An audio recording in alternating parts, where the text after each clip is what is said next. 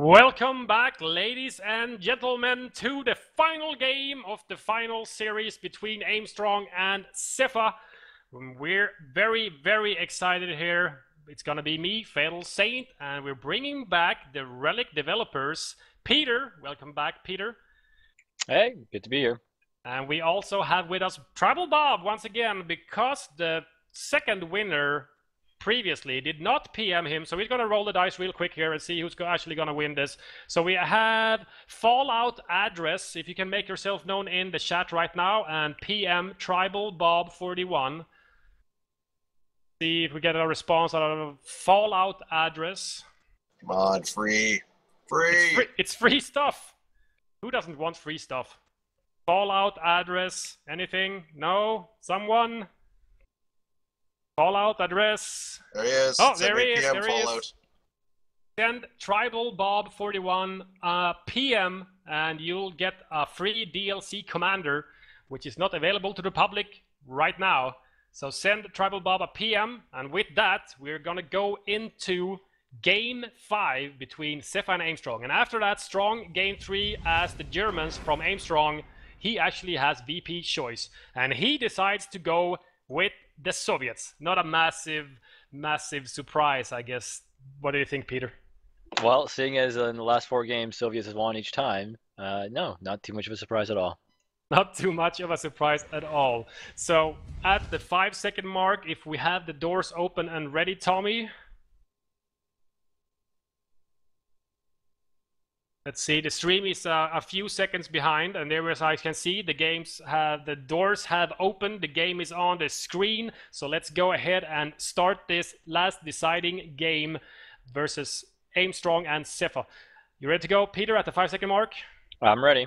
Unpause in 3, 2, 1, unpause. 6, 7, 8, 9, and 10. So let's see if there's going to be a change in tactics from Sepha now, because the pressure is on him, you have to say. Oh, I feel bad for Sepha right now because he knows exactly what's coming, and I think this has been a focus of the whole tournament, countering those M3s. What is he going to do? I think it's going to come down to micro, and it's going to come down to saving your Faust. Yeah, you gotta save. You pick your battles, I guess, against that M3 and Faust it when you know you have stuff following up on it. You know, you gotta make sure that you're going to be able to actually kill it off. You can't just hinder it for a while, because it'll just keep coming back, eating up your infantry. Yeah. But these two, they don't let that happen. You know, they played smart, so it's easier said than done. Yeah, even if you have follow-up troops, sometimes it's not enough with your small arms fire to polish off that damage engine M3, especially not if it's already vet 1 and use that overdrive ability. I'm not exactly sure of the exact speed benefit from the overdrive. Maybe you know something about that, Peter, but you know, even with a damaged engine, if you pop overdrive, you can get out safely. Yeah, it's basically 50% movement speed. I think it also makes your target size smaller, so you're harder to hit. Gives you received accuracy, basically. Ooh, double buff from overdrive them. So, you know, a very worthy investment of munitions to use that ability then. Unfortunately, right now it's actually bugged. It doesn't have munitions cost. It's free. Oh, it's free actually. Oh, so it's just on a cooldown right now. And do you know how long the cooldown is? I believe it's probably 30 seconds. Okay, 30 seconds overdrive. That's actually pretty nifty. So no wonder these M3s are just going all over the place with that overdrive ability, just running all over the map and destroying everything it can find.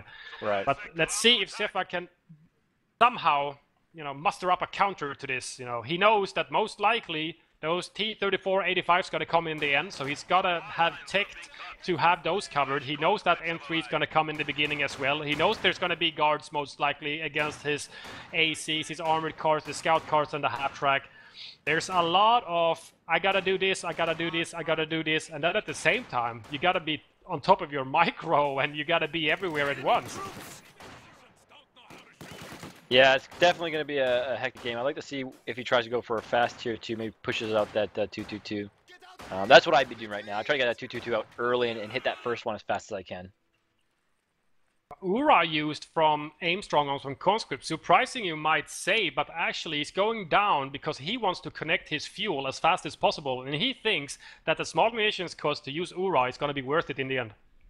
Yeah, I definitely do that as well. I think it does. I mean, timing and positioning is a lot about this game, and getting into that green cover first or getting to that building using Ura, 5 munitions, that's a great investment. 5 munitions is very, very cheap, and you know, especially if you just have a few strategic points and maybe 1 munitions point in your hands, your munitions income is going to be fairly healthy. So 5 munitions is not many seconds at all.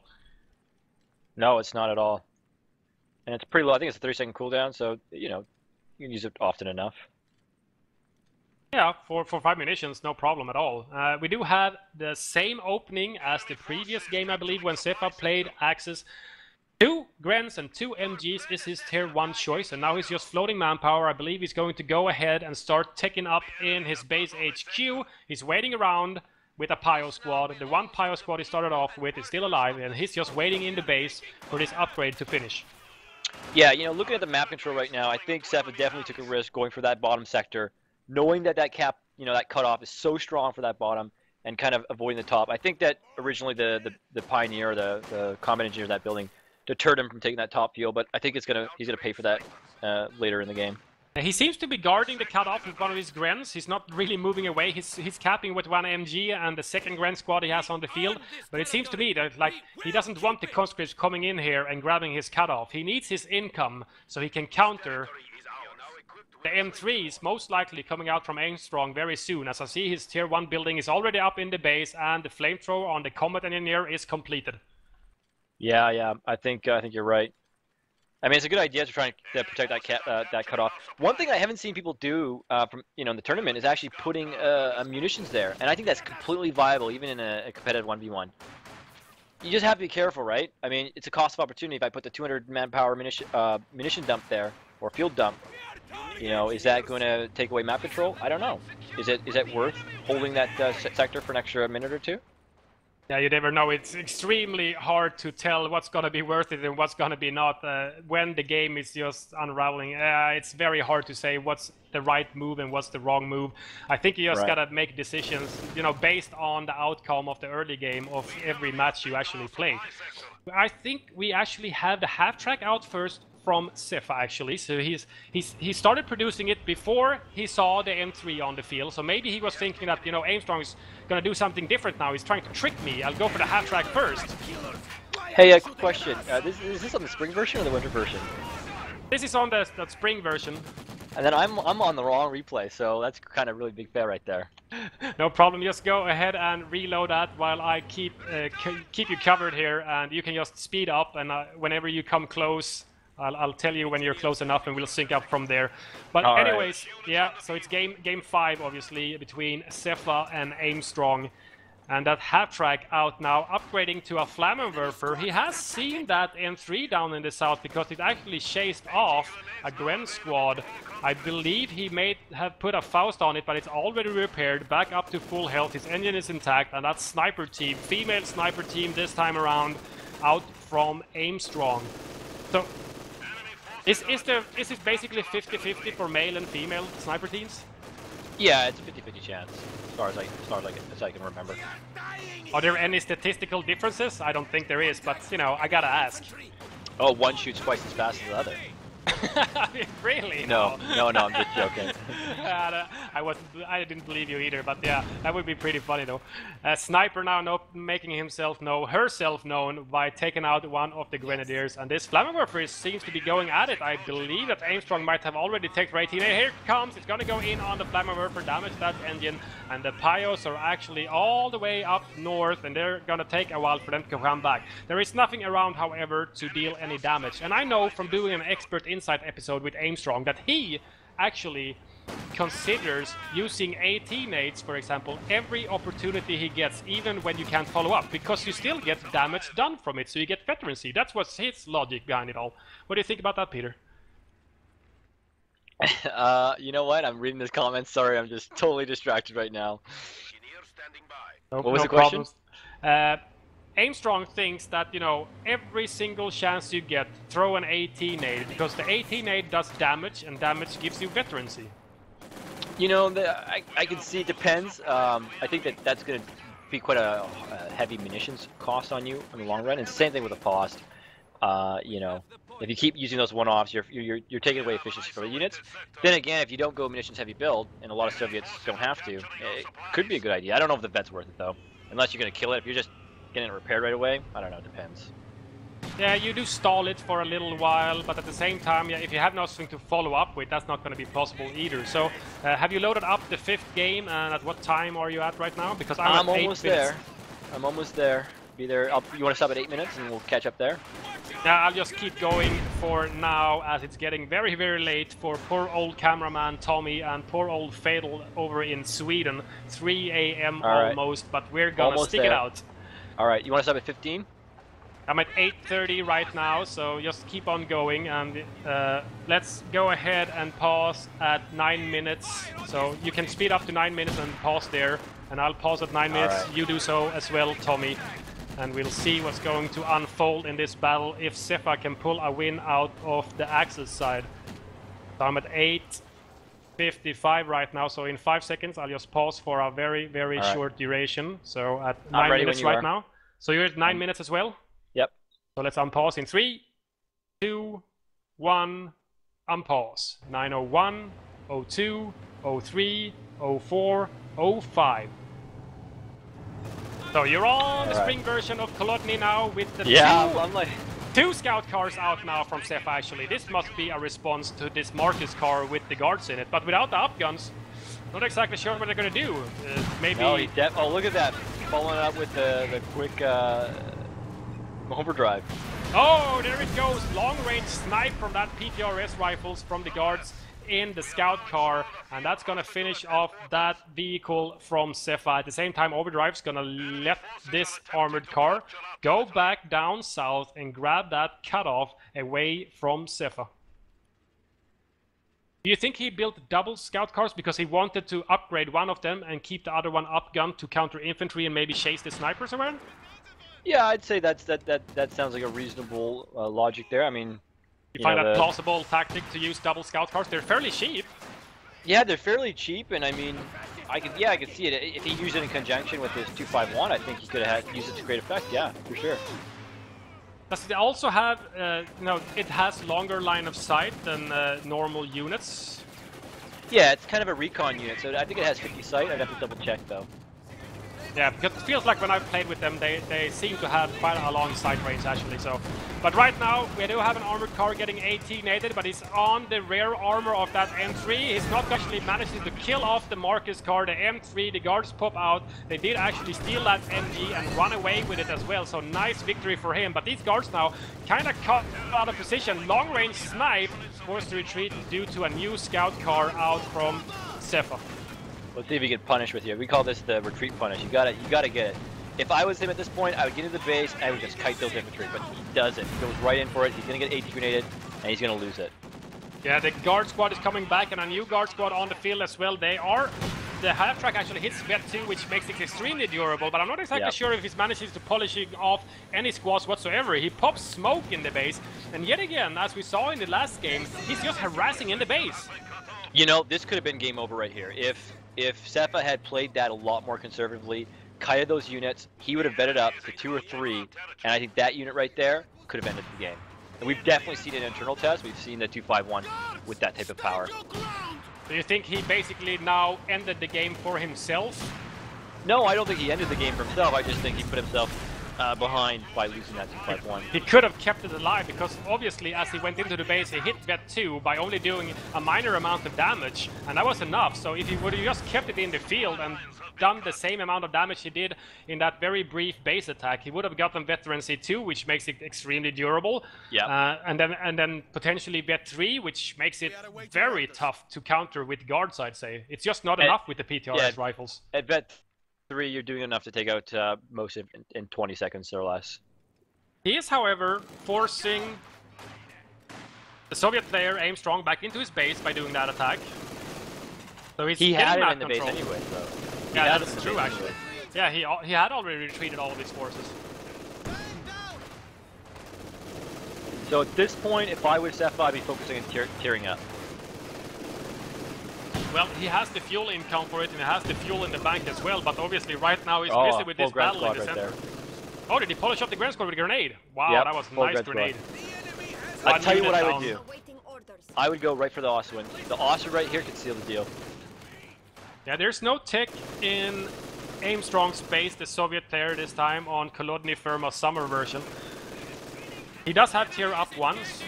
Tier 1 is up, so he could potentially start building tier 3 or 4, whatever he decides to do. Oh, nice bundle here on this conscript squad, takes out 2 conscripts, forces the retreat of a combat engineer squad as well. This land is ours. Yeah.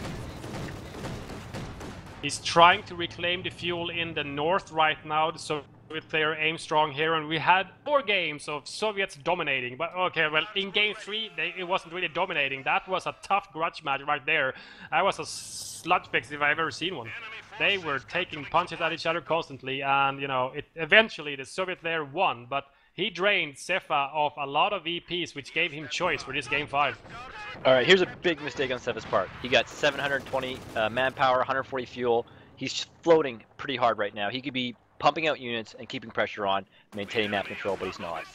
They are taking up or doing anything at all. Right now he's building a bunker in his base, he's putting that up, but apart from that, I'm not exactly sure. He should most likely be building more things, or at least taking up, wouldn't you say? Definitely. Right now he's hurting himself. So might be a game-ending mistake from Sepha right now, Yeah. floating this much, but it might also go down to fatigue. They have played recently just 4 games in a row against each other, with one of them, the third game, being extremely long, and that must have been an endurance test. Yeah, I don't say this lightly, but I think Sepha could have ended this at the 10-minute mark. I think he had a serious possibility of doing that. Using that 251, pumping out an Oswind, and just ending it. I think it would have been a clear game. Yeah, but he did end up sacrificing that half-track instead of keeping it alive, so it might be a very, very bad decision. Might lose him the game in the end here. He could have just sealed the deal instantly, as Peter says, but I don't know. Right now, he's still looking fairly strong. He's got plenty of light vehicles, 2 scout cars and 1 half-track out, but at the same time, Aimstrong's army is growing and the tier 4 building is under construction in the base. You know, one thing I don't see much use of is the mortar, but I find that the mortar, right in between that church and that top cutoff point for the east side, that's a really good position for mortar. It hits a lot of the key buildings and can really take back map control, especially right now with Aimstrong using a lot of these buildings for kind of defensive strongholds. Yeah, he's using buildings very much during this game. He's popping into building with his guard, with his conscripts, with stolen MGs, and everything that he basically can put in a building, he usually sticks in there. Flamer, combat engineer in the south, forces off the Grens, trying to get that VP. Sepha down to 420, and the drain is going to be put back on him as soon as his combat engineer gets it back. Tier 4 just got built by Aimstrong, so we'll see the 85 up pretty soon. Well, I think right now 85 is going to shut down all of the light vehicles. All his light vehicles. I think Sepha needs to focus on taking that sniper out, because that sniper already looks like it's becoming a major threat for him. Oh, Flammenwerfer in the north gets buttoned, uses smoke to get out of it. Very, very nicely played from Sepha, using that smoke every opportunity he gets to get out of sticky situations. And it's looking fairly good for both players. Map control has gone back into Aimstrong's favor. He has both of the fuels. He's taking the munitions in the bottom center, and he got 2 VPs against Sepha's 1. So the drain is back on 414, but right now it's anybody's game. Yeah, it'll be interesting to see what Sepha does next if he builds tier 3. I think he should know, he should be anticipating at this point that Aimstrong is going to be building that 85, so we'll see what happens. Yeah, the 85 is under construction, almost done, about 75% done already. 18-8 goes in on the upgunned 222, the scout car out from Sepha, and the MG is flipped. He does not care about retreating, and he is not scared of these armored cars. Yeah, that's 1. What do you think about that decision from Sepha trying to dislodge that 6-man guard squad MG? Yeah, I don't think he was. I think you definitely started to see the signs of exhaustion. I think his micro just isn't where it was in the first couple games. Making some fairly poor attacks bad decisions right now. He kinda, yeah, as you said, he could have shut it down fairly early in the game, but now he's just giving Aimstrong the time to recuperate, get his forces back onto the field, keep teching. And you know, the Su-85 is on the field right now, and Sepha hasn't teched. I think Sepha's, he's fairly behind right now. Well, this Su-85 now is easily going to kill this half-track. Smoke is popped to try and save it, but the Su-85 doesn't care about that. He's just gonna go. He's just going to go straight into the smoke, see the half-track, take a shot, actually miss, gets Fausted.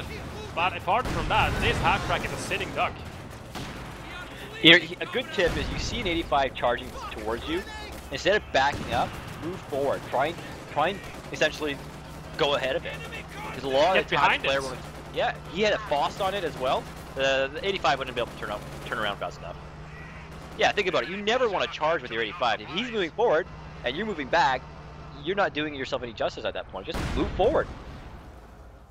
Sprint used on the sniper team from Aimstrong to come down south here and help out this Su-85 that actually destroys the abandoned Flammenwerfer. That's the second time today we see an abandoned crit, I think, on a Flammenwerfer, or was one on a scout car, I can't remember. Yeah. No, I think it was a 251, yeah. And then, yeah, he took it out with his lowest crush ever. Yeah, forces a retreat. That stolen MG42 from Aimstrong actually guarded, or actually manned by guards. You can see the cloaks on them there. It's Vet 2 already. A stolen one. Yeah, the thing to remember too is when you recruit with an entity, you retain that entity's properties. You retain its armor and you retain its weapons. So a good recruit option, if you have shock troopers, for example, and you recruit an MG42 and then you get up to 6 men, you actually get a 6-man or 5-man shock trooper squad with an MG42 attachment. That is not to be taken lightly, I have to say. Shock troops having, I think, an armor rating of 2.25, while most of the other elite or the heavier German infantry have 1.5? Yeah, most Germans have 1.5, minus the Pioneer. The Panzer Grenadier has 2. Panzer Grenadier being a little bit more heavily armored than the vanilla Tier 1 Grenadiers from the Germans. Shock troops 225, guards has the same German 1.5 armor, I guess. Yeah. And conscripts are very lightly armored. Conscripts are 1, yeah. Yeah, conscripts are 1. Something to take note of, that shock troops are extremely well armored, and I guess that's why you can see them take on multiple squads when they get some veterancy, which also increases their durability. Oh yeah, it's Vet 3. Once you hit Vet 3, you're getting the 78% armor increase, and for small arms, that's huge. That sounds huge. 78% in my book for anything is massive. That turns them into something that we called riflemen in Competitive Heroes 1. When they hit Vet 3, we started calling them Terminators, basically. So I think that's going to be adopted into Competitive Heroes 2 with Vet 3 shock troops. They will most likely, at least by TFN, me and Tommy from the Frontline network, they will be named Terminator squads as well. Just a correction. Previously I said the Panzer Grenadiers had 2 armor. They actually have 1.5. They have 1.5 as well. So yeah, they have the same armor class as guards and Grens, them, and conscripts are weaker at 1, and shock troops are basically the most armored infantry unit in the game. Yep, and they have that body armor to kind of give you that, you know, the visual aspects of it. Yeah. Yeah, I like that body armor. Looks really cool. Nice grenade from the guards and the Panzer Grenadiers in the south. Kills 2 guys, forces to retreat. Right now the map, slightly 50-50. We do have an MG. A new MG for Sepha, or it's not new, it's actually a Vet 2 MG in this building here. Snipers are trying to dislodge it, but I don't think it's gonna be enough, and this guard squad is going to be retreating unless it wants to die. Su-85 coming in on the flank, and a nice flamethrower coming in there as well. Yeah, as far as map control, it's not 50-50 at all. I mean, he's has about half map control. He's really behind at this point. I think we're starting to see it. That center cutoff is taken, and Sepha's definitely got his back against the wall. Ooh, rifle nade on the sniper team. Vet 2, it doesn't kill the entire team. Only 1 man goes down. 1 female, actually. 1 woman goes down in that double sniper team. But look at this. Sepha has ticked. It's got a Panther. Oh, wow. This is interesting. Let's see what he does with this. If he can maintain range on it, he'll beat that hands down. But the AT grenade's gonna stop it. This is going to be a problem for the Panther. He went in for an all-in kill move on the Su-85, but that is just going to keep backing away. If he's smart, he could just outrange it. Then again, that's very risky at this point. With the damage engine, he's not going to be able to give chase Su-85 at least, and he's coming back up to I think he's coming back to finish it off. Deliver some more damage to this tier 4 tank out from Sepha. I believe the first time we've seen a Panther on the field for the finals. Loving that skin, by the way. I think it was a good move on his part. Panther's definitely a very threatening tank to the Su-85. And if he can take those 85s out consistently, he'll always maintain that armor superiority. Yeah, but this Panther now in trouble. The Pyos are here. There's an MG in the building guarding as well, but the guards are coming up. The Su-85 is there. He's got excellent range on that Panther. He misses the shot. Very unlucky for Aimstrong. He's got to use that smoke. Not enough. If he had used the smoke, he would have saved himself. Yeah, smoke canister use was denied by that Su-85 by delivering the killing blow to this Panther, and right now there is no counter out from Sepha against this Su-85 from Aimstrong. Bet 3 MG in that building. That is one tough MG. Yeah, Bet 3 MG is a beast. I think that's actually one of those. I think I can't remember. It's one of the Steam unlocks if you get Vet 3 MGs, or I can't exactly remember. It's nothing I've seen very often. Vet 3 MGs. No, it's very rare. They usually get surged by conscripts using Ura, for example, getting flanked and getting the crew killed off, and then the German player might recrew it, but that means no veterancy retainment. Yeah, so I'm looking at the 85's kill count right now. So it's been on the field for quite some time, and it's only got 1 infantry kill. So I know that a lot of people are saying these things are awesome infantry killers, but looking at this game, it's probably been on there for at least 10 minutes, and it's only got 1 kill so far. He might have done a little bit of damage to some infantry squad, but it hasn't actually caused any manpower casualties. But now we have something else on the field from Aimstrong, which might be the end of this game. He has called in his T-34s. Yep. This is it. I think at this point, even if he had a Panther up, those two 85s, one rams, one finishes it. Oh yeah, that's true. We actually haven't seen a single use of ramming from the T-34s from Aimstrong when he has been playing Soviets. So yeah, he does have Panzer Tactician, so he can counter the ram with one Panzer Tactician, but once the smoke runs out, I think he gets rammed anyway, I guess. Yeah. And obviously, I guess the smoke works both ways. So when you use it, you can break the ram ability, for example. You can break line of sight, but at the same time, I guess it does the same for the vehicle that uses the smoke as well. When he backs out of it, he can't see the enemy tanks either. Yeah, pretty much. So it's a two-edged sword, I guess. It's a double-edged sword. It's defensive, right? You can use it. Like I said, there are scenarios where you can use it offensively, like the protect 2x1 your back, door. maybe. Oh yeah. Well, I mean, you could use it a lot of times to split your forces. Not to split your forces, but to protect your forces by kind of using it between 2 objects. The shock trooper smoke grenade, I use that a lot. I'll throw it in front of another tank if it's getting fired at, and that blocks the sight from another tanks firing at it. Or if I'm going to assault an MG, I throw it in front of the MG. It blocks the MG, and I can move forward and not get suppressed. Whoa! What just took out an entire guard squad, I believe, from Aimstrong at the northern munitions point? Was that a rifle nade or whatever it was? Was he standing on a mine or something? I'm not exactly sure, but that sure pulverized that squad at least. I think it was the piercing rounds on the... Oh no, he hasn't used it. Oh, there's a nice crater there as well, so it was something at least. Look at these T-34s now coming in from 2 directions against this Vet 3 MG in the building. This might be the end of that heroic MG from Sepha.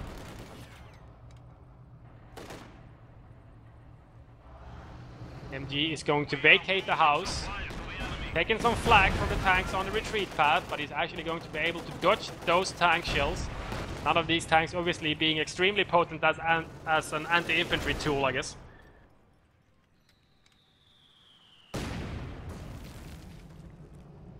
So Sepha's decided to get a mortar out of tier 1, and he's now also invested in a pack. Obviously, he needs some form of hard AT.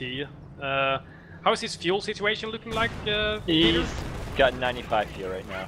So he can't actually build anything from tier 4, I guess? No, not at this point. Oh, did you see that crush, Peter? No, I missed it. Where was it? In the center right with the 2 T-34s. He got on the road, got a little bit of a speed boost, and just ran over 2 poor Pigrens, and that's the end of that infantry squad.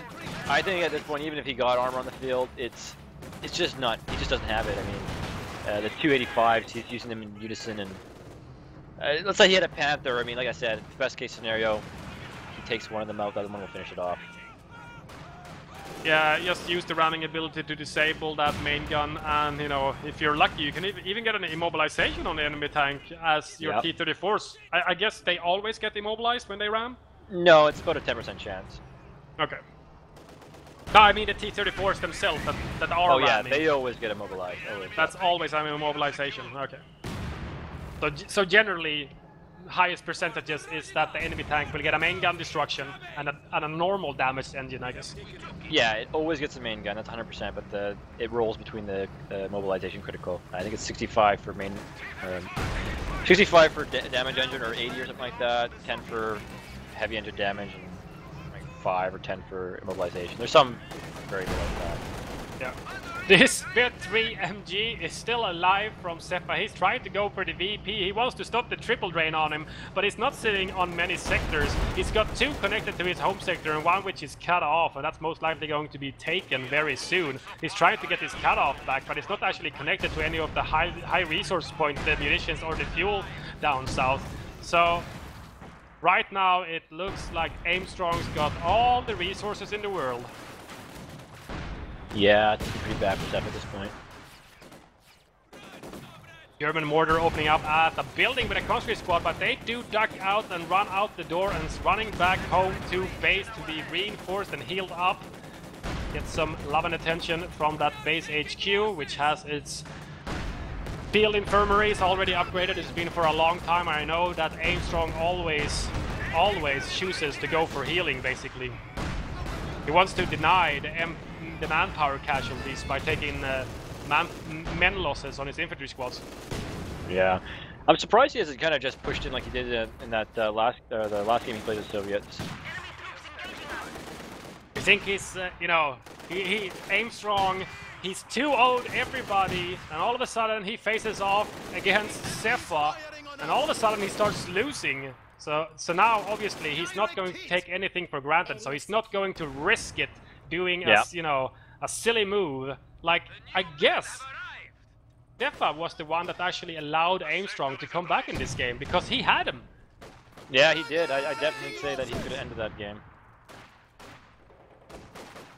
So will this major mistake actually cost Sepha $1,000 at the first prize for the TFN Company of Heroes 2 World Championship? That's going to be painful in that case. Good rifle grenade on Sepha's part right there. Got that guard's retreat. That sniper looks like it's going to keep pressure on, force that retreat. Oh, the Gren's not retreating either, and it's down to 1 man. Bet 3 Gren takes 1 in the chest from the female sniper team and goes down. You know, be really good in this match. Artillery pieces. Peter always wanting to see more artillery on the field. I'm telling you, man, the howitzer in the direct fire mode. It's you know, I had a scenario where I had 2 Tigers charge me. I took one of the Tigers out with direct fire mode on that howitzer. Again, direct fire mode for our listeners, it's a made-up term, but it just has no scatter at 0 range. So it's pretty much fires exactly where you want it. Very, very accurate artillery. It's pretty fearsome. You can't let yourself get hit by those artillery shells. I'm not exactly sure.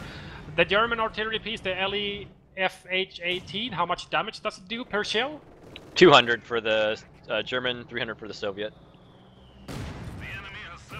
And they're both doctoral.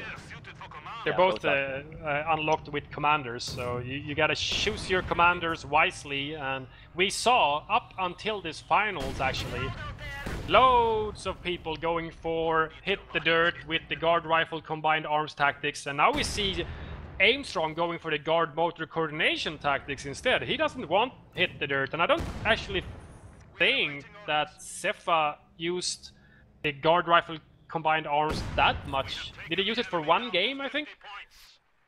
I don't know, but you know, one thing I did notice is I noticed that the Germans, that German players aren't using their doctrines. I mean, I think Sepha's using Panzer tacticians, but you know, the mortar half track, the recon run, Tiger, and none of the other abilities are being used. And we saw one match where Aimstrong didn't even pick a doctrine as Germans. Oh, German sniper goes down to the Soviet sniper team. He was not long-lived at all. Hans Oh, look, there's is a teller down. mine right there. Yeah, they're scarily close to the teller mine, and I've actually done it myself. I played a game in auto match where I killed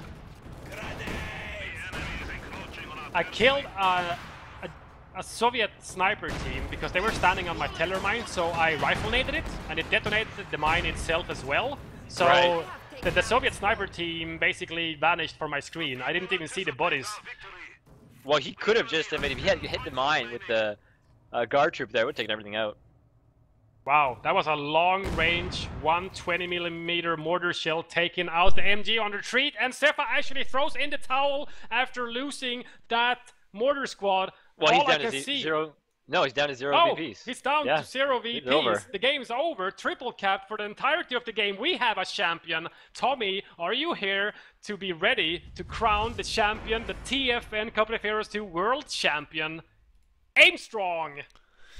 Aimstrong, that was a phenomenal performance over a period of 5 games. You have just won $1,000 from our prize pool. Sepha, of course, he will take the second place, and he will be the recipient of $200 for the second place prize. But Aimstrong will now be the recipient of the largest ever for any single Company of Heroes event. He will be receiving the largest ever single cash prize of $1,000. So we're going to have him on for a cast at some point so he can tell us exactly what he's going to do with all that money.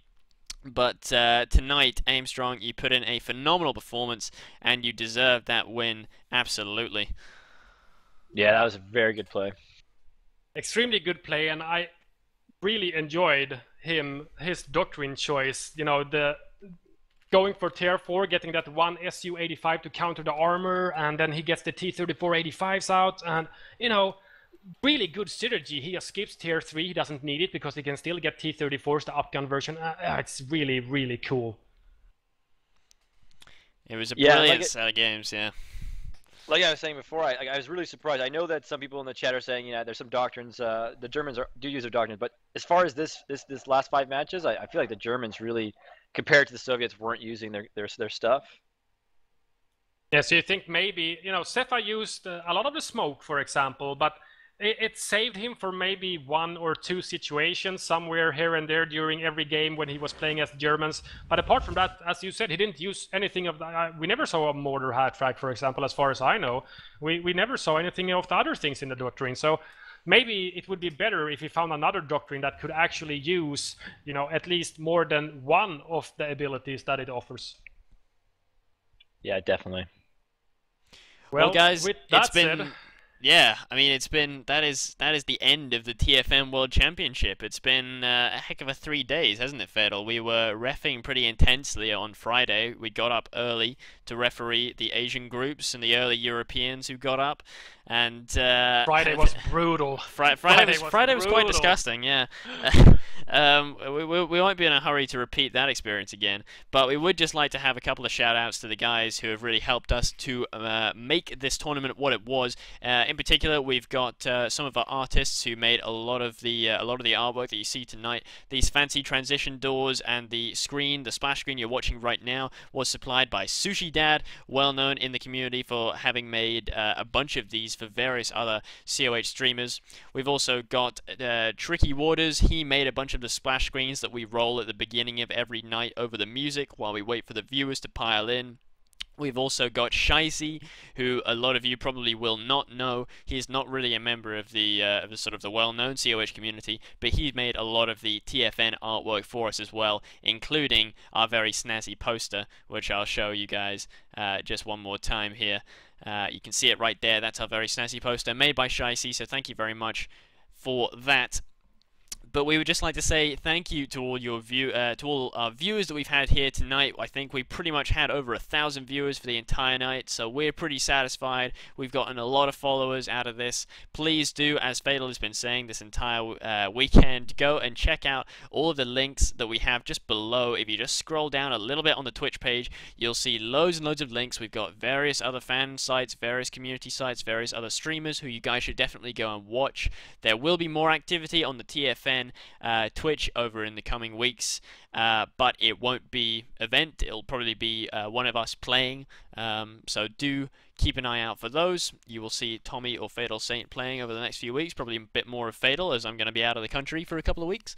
But thank you guys for coming out and watching us over the past 3 days. Fatal, do you have any final words? Yeah, obviously I gotta thank the crew as well. Thanks to Shicey, Tricky Waters, and Sushi Dad and Jeep for making all of the artwork for us. And I'll thank myself for doing that stupid trailer that I made in the beginning. Why did I even set out to do something like that? I must have been insane. It took me 48 hours, I think, but it turned out to be pretty cool. So I guess I'm satisfied with that. Good time investments on my part, I have to say.